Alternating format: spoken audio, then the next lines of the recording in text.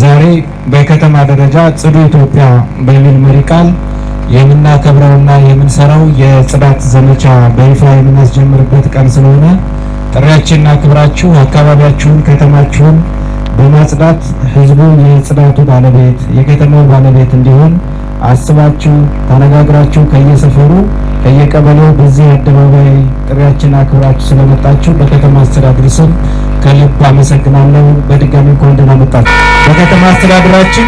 በከተማ አስተዳደራችን የጽዳት ስራ ህዝባዊ ለማድረግ ከዛሬ 1 ዓመት በፊት በብዙ ንቅናቄ የጀመርነው ቢሆንም በሚፈለገው መንገድ ባይደርስም ከጊዜ ወደ ጊዜ ግን አካባቢውን ሰው በማጽዳት በመደራጀት እና ቆሻሻን የሚጸየፍ ማህበረሰብ በመፍጠር ረገድና የወዳደቁ ለጤና ጠንቅ የሆኑ ፕላስቲኮችን በማንሳት ረገድ ከጊዜ ወደ ጊዜ መሻሻሎች አሉ። ይሄንን መሻሻል የበለጠ አጠናክሮ ጽዳት ባህል እንዲሆን ማጽዳት ባህል እንዲሆን ይሄ ለተወሰኑ ጥቂት ቡድኖችና ግለሰቦች ሳይሆን አጠቃላይ የህዝባችን ስራ መሆኑን ተረድቶ ከዛሬ ጀምሮ በየአካባቢው በብሎክ ደረጃ ቢሆን የጽዳት ስራን አጠናክሮ መቀጠል ያስፈልጋል።